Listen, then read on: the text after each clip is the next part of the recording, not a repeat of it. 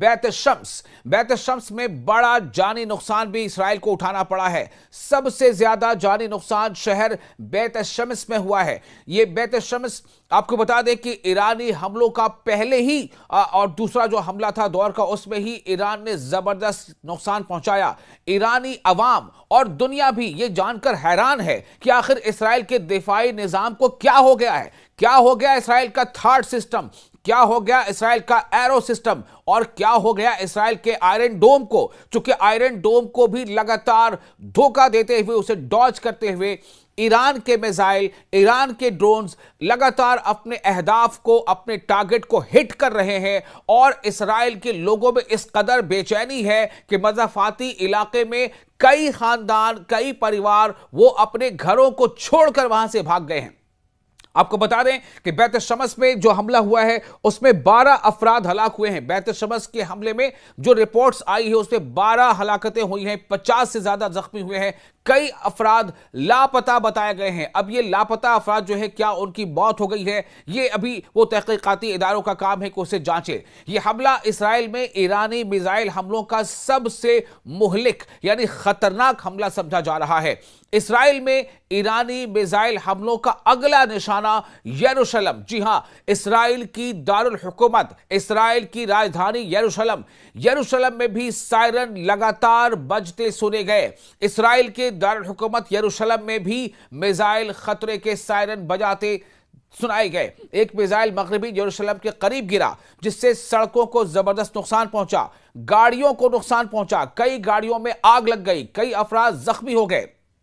तो यरूशलेम भी लगातार ईरानी हमले के निशाने पर है। और ईरान के कई जो मिलिट्री जो ओहदेदार हैं उन्होंने इस बारे में बावर कराया है कि इसराइलियों को यह वार्निंग दी जाती है कि वक्त रहते वो अपने घरों को खाली कर दें, क्योंकि आने वाले दिनों में इसराइल सिवाय एक खंडहर के और कुछ भी नहीं रहेगा। जी हां, ऐसे कई मिलिट्री ओहदेदार हैं जिन्होंने यह वार्निंग दी है। और आपको यह बता दें कि जब रात होती है तो आसमान पर यानी इसराइल के आसमान पर, चाहे वो हाइफा शहर हो, चाहे वो तेल अवीव हो, या वो बैत शम्स हो, या वो यरूशलेम हो, रात में जब लोग ऊपर देखते हैं ना आसमानों में, तो तारे नहीं बल्कि मिसाइल की रोशनी नजर आती है।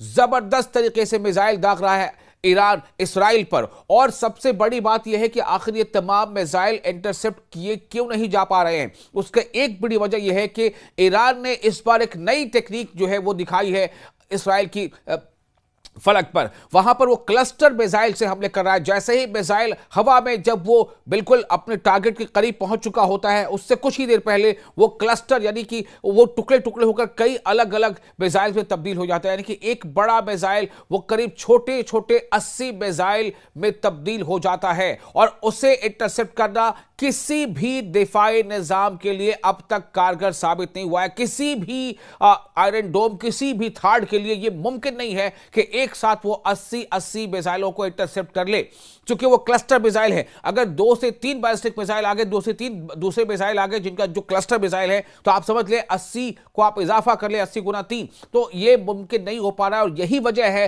कि पूरा जो आसमान है, पूरी फलक जो है वो, चाहे यरूशलेम की हो या तेल अवीव की हो, वो तारों से कम, और इजरायली आसमान वो ईरानी मिसाइलों से ज्यादा रोशन हो जाता है। आपको ये बता दें कि इसराइल में खौफ और हंगामी सूरत हाल लगातार बनी हुई है। और हमलों के बाद इसराइल में मुल्क भर में इमरजेंसी नाफिज कर दी गई है। शहरियों को बंकर्स में जाने की हिदायत दी गई है। बाज़ाब्ता शहरियों के मोबाइल पर पहले से अलर्ट आने लगता है कि कुछ खतरा सामने आ रहा है। अलर्ट के बाद फिर सायरन बजने लगते हैं। मजबूरी होती है उन वहां पर इसराइल में रह रहे लोगों की, यहूदियों की, कि वो किसी करीबी शेल्टर में या बंकर, जो वहां पर बंकर्स बने हैं, वहां जाकर छुपे। हालांकि आपको बता दें कि बैत शम्स में जो हमला हुआ था ईरानी ड्रोन्स का, ईरानी मिसाइल का, उस हमले में 12 लोग की जानें गई थी और कई अब भी लापता बताए जा रहे हैं। हो सकता है कि ये जो तादाद है वो कहीं ज्यादा बढ़कर हो।